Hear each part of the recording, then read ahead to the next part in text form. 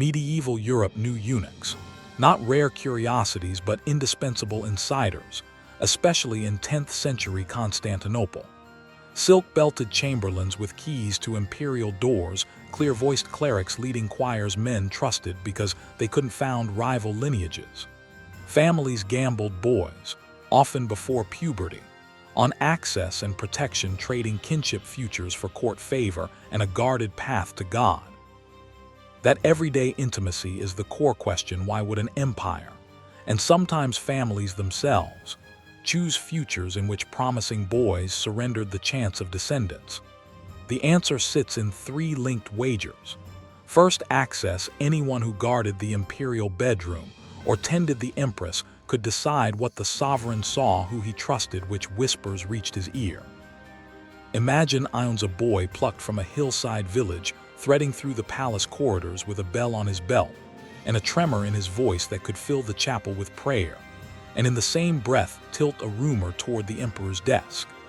A whispered greeting, a hand on a curtain, and the emperor might step back from a dangerous choice or step toward a dangerous ally. Second, control. Eunuchs handled archives and seals. The keys on their fingers were literal power over documents and dossiers. A sealed petition could be opened, read, and redirected by the same hands that poured the emperor's wine and kept his gaze. Third, reassurance. A ruler terrified of a palace coup preferred servants who could not seat a fresh line of claimants, an ancient solution to a modern courtly problem. The consequence was not quiet obedience, but a calibrated fear that loyalty could be bought, manufactured, or reversed by the wrong whisper at the wrong hour. Byzantium didn't invent the practice, it inherited it from the classical world and kept it alive. In a state where many classical institutions endured, castration became a pathway into the inner circles of power. Certain high offices, 10 at court in some accounts, were reserved for those whose bodies made them by law or custom ineligible for the throne. That bodily disqualification made them paradoxically indispensable. They were trusted with the most intimate duties because they were supposedly incapable of dynastic ambition. Iones grew into the role of chorus and gatekeeper, a man who could tell not just who spoke to the emperor, but whose voice would carry across the silence of a guarded room. He learned to read the room, when to lean in, when to step back, when to hand a likable rumor to a trusted scribe, and when to swallow a truth that could topple a regime. For families, the calculus could be brutal. A boy turned eunuch might be offered a gilded life, patronage, rank, stability, at the cost of his line. For parents, the choice could mean rescuing a child from poverty or buying influence for surviving kin. For some boys, cloistered service to God and emperor held genuine spiritual allure, a life of chapel incense and ritual and identity straddling sacred and secular. In the quiet hours before dawn, mothers and fathers rehearsed the math aloud. A merchant's coin saved a dynasty's risk, paid a son's future, sealed within a palace that could crush any rival with a whisper. Castration in Byzantium thus functioned as political technology, a human compromise, an institutional fix that tethered loyalty to biology. It made trust tangible, keys, belts, the sing-song voice in the chapel, and shaped how imperial power operated. The empire chose eunuchs not because their bodies were curiosities, but because in a place where succession could mean survival or slaughter, their very inability to reproduce became disturbingly a kind of administrative virtue. Imagine the emperor's bedchamber at dawn, a single door, a single fire, a single man rolling up the emperor's sleeve to tie the laces, a hand that knows where the breastplate will rub, and which letters are urgent enough to wake his master. Proximity is power and danger. The people who dress you, carry your letters, sleep outside your door, are not mere servants. They see your nakedness, they whisper your secrets, they can reroute a life. Medieval rulers knew this logic better than most sons. Inherit brothers, conspire, favorites seduce. If the man nearest your pillow concede a rival dynasty, how do you keep the palace safe? The Byzantine answer was bodily. Castration transformed a male adult into a living political technology, close, devoted, and by law and custom, disqualified from the succession. Eunuchs were forbidden to don the crown, but they could run the crown's business. Chamberlains managed the emperor's hours, treasurers held the keys to revenue, generals commanded armies. The court reserved intimate posts for them precisely because they could not produce heirs to inherit office. Their very bodies were written into a system that traded a hereditary risk for bureaucratic loyalty. The trade paid off in dramatic, almost cinematic terms. Narses, a eunuch of the 6th century, marched into Italy on Justinian's behalf and reconquered cities many generals with sons garrisoned by kin could not hold. He won campaigns because the emperor could trust him with imperial authority without fearing a dynastic bid. Centuries later, Samonas, an Arab-born eunuch, climbed to Paracomomenos, the chief of chamberlains, shaping access to the emperor and shaping policy, with a voice that could make or break careers. And Basil Lecapinos, a eunuch who rose to rule the machinery of state for decades, his quiet authority binding the court to routines and signatures more steadily than any sword or throne could. But the safe man was never harmless. Excluded from the throne, eunuchs learned other means of influence: king-making, king-breaking. Control of doors and papers meant control of rumor, and rumor could topple emperors. The loftiest posts grew vulnerable to whispers, to purges, to exile, to assassinations hidden behind polite phrases. The bodily fix, castration, answered one political fear yet created a different one: an intimate servant who could not sow sons, but could in the right moment plant a crown on another's head. Empires traded one form of danger for another, and the story of Byzantine eunuchs is a warning that political engineering on the human body has unpredictable returns. Their lives and limbs became instruments of statecraft, trusted, feared, indispensable, and enduring. Imagine a cold backroom in a frontier town, a basin catching drops of blood, a blade laid out on rough wood. The boy's mother signs a parchment by candlelight, her hands trembling as a broker seals with wax. A father counts coins that might feed the family or bury it. Scouts ride in from steppe raiders and coastal merchants, bringing rumors and youths in one unglamorous caravan. The pipeline, kidnap, sale, passage, purchase, runs on a cold calculus: risk equals profit as the empire buys loyalty at the price of childhood. Some are taken long before puberty, others are older boys drawn by palace protection. When Byzantium wanted eunuchs, they wanted a man who could stand by a ruler's side without dynastic ambition. So the dirty work moved across borders, away from the law's glare and the palace's comfort. The memory of those sea-salted journeys haunted every threshold. Inside, the market appraisal begins: weight, teeth, age. A broker's ledger turns names into numbers, cruelty wears euphemistic colors. The basin glints: snow or wine cools the wound, the blade comes from a hand that has done this before. Fever and infection follow, many die, those who survive are marked for a new life. Two roads exist: prepubertal castration yields a lighter, higher voice, and a body the court can accept. Postpubertal brings different bodies and fewer prospects. Some families gamble on palace protection for a son, even if it costs the others. Forgers craft documents, letters flow, smuggling rings slip past officials. Markets judge youth the way stockyards judge cattle. And yet the work's purpose stays hidden behind ritual. Trust replaces bloodline, service buys safety and status. Outsourcing reveals a quiet truth: the empire wears purity in its halls, while violence travels invisible routes. The textbooks preach moral order, the ledger is stained with childhoods vanished into a conspiratorial economy. For the boys who pass through the knife and the new life, there is no crown, only a role to guard, to fetch, to endure. Some survive long enough to influence a court, most fade into servitude, voices softened by time. The cost touches the family who sells the village that loses its future, the city that pretends it never happened. Yet the state keeps building its legends, the story archived in libraries and stone, as if nothing could erode it.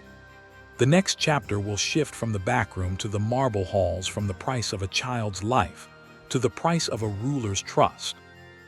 These choices left scars that outlived empires, names erased in ledgers, memories carried by families who never spoke of them, and a palace culture built on silent complicity. Silk belts whisper as a eunuch moves through the dark. He checks bolts along shadowed corridors with gloved fingers, the candle flame trembling in his palm, a small cone of light that throws the lacquered screens into gold. Outside the imperial bedchamber, he pauses, listens. The city beyond the palace walls is a black sea of roofs and dreaming, and his whole life is the interval between the door and the sleeper. He takes dictation by candle, translates the furtive petitions slid beneath the hanging ushers, ambassadors through carved gates, smooths ruffled robes, arranges the precise choreography of a mourning audience, so that the emperor sees only what the eunuch allows. That frictionless access is his currency, which petition reaches the sovereign's hands, which supplicant gets a single private breath, with the ruler the timing of a chamber door opening. Small decisions that steer fortunes. To hold such power required more than silence. He buys favors with gifts wrapped in red silk and honeyed words. He manages rumor like a gardener cuts dead branches, pruning what would choke a patron and pruning what might bloom. A single compliment could lift a junior secretary into the prince's. Notice, a whispered aside, could turn a rival into a rumor mill's laboring man. He learned ceremony as geography. A procession misaligned could humiliate an envoy and topple alliances, while a well-staged ritual could inflate a courtier into greatness overnight.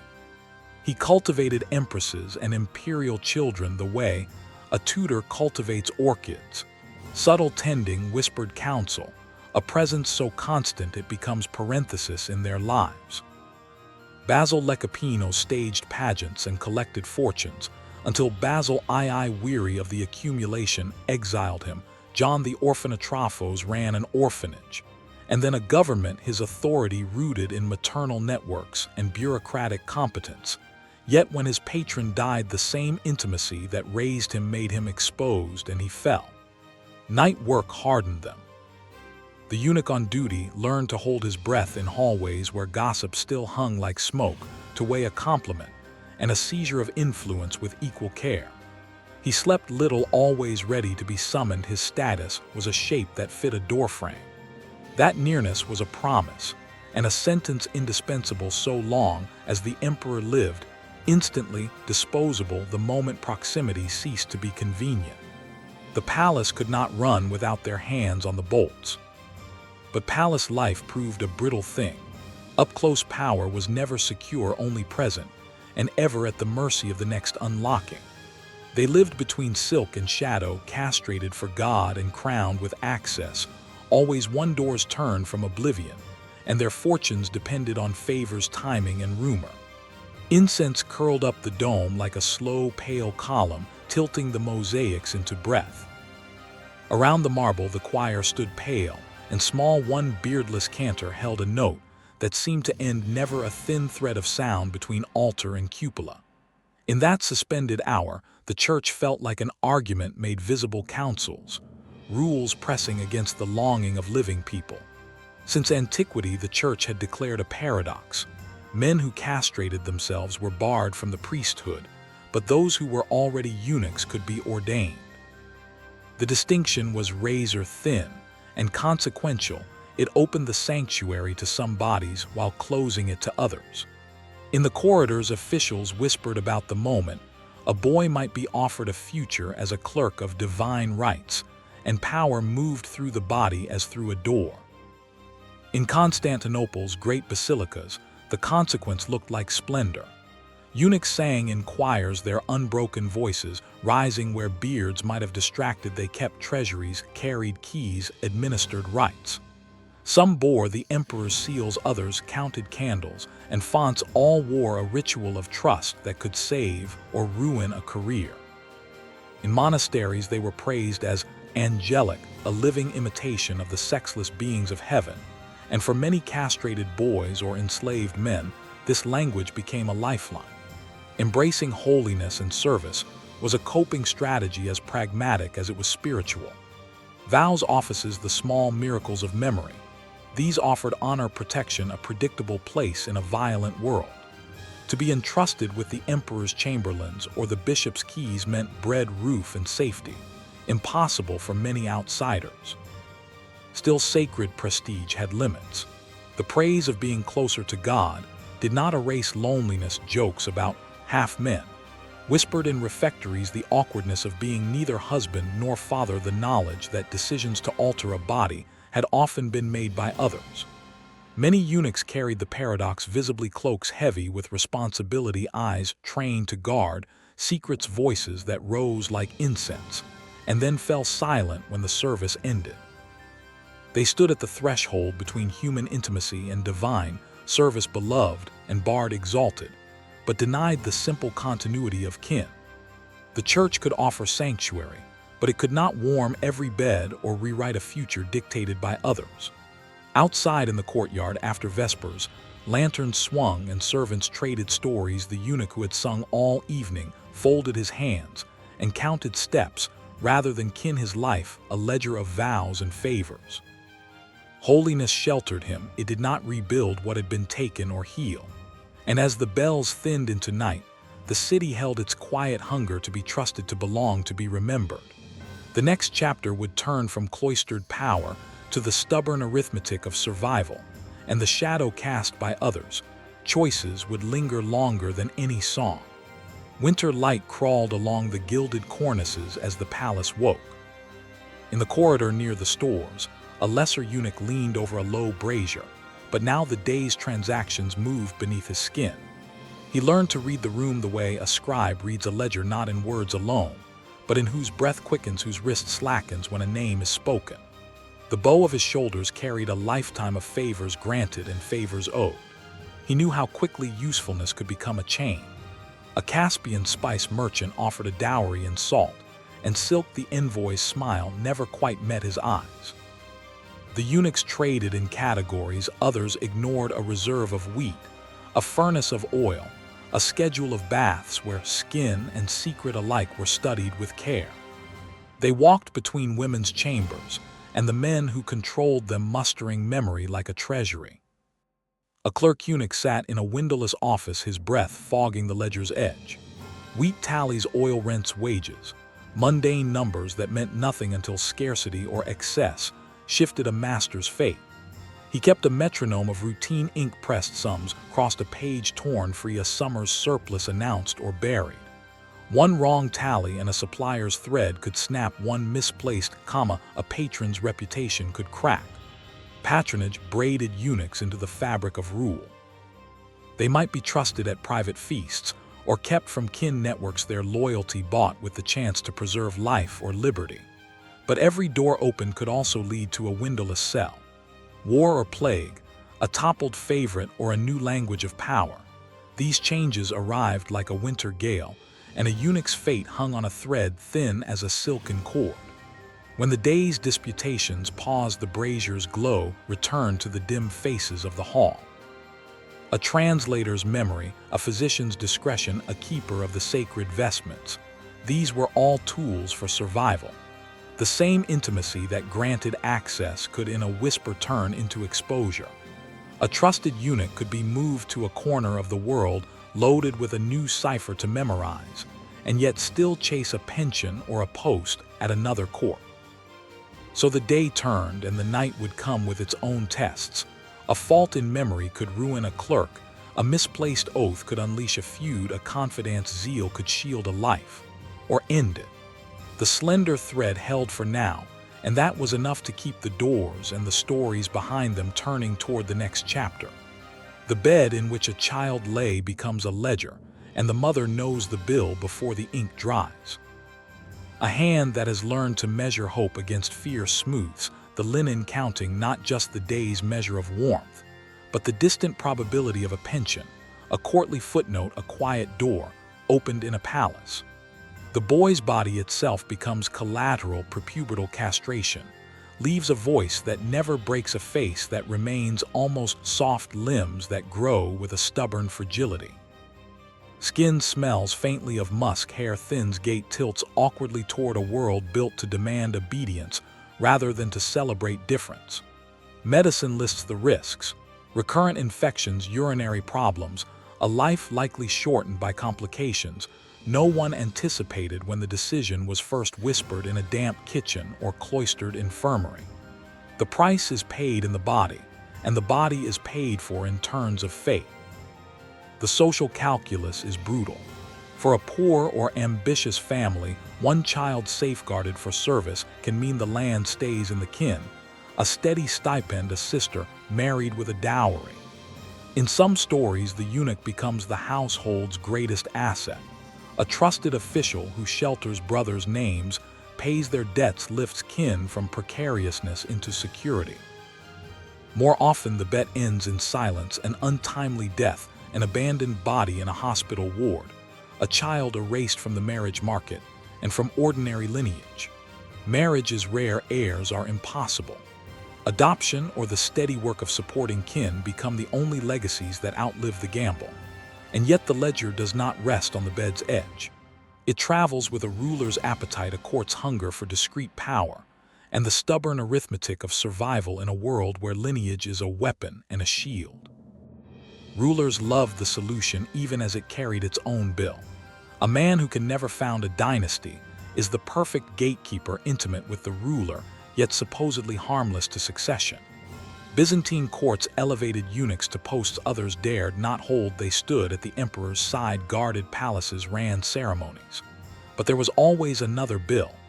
Courtiers without families could gather wealth and form cliques with no dynastic loyalties, the very thing rulers hoped to avoid.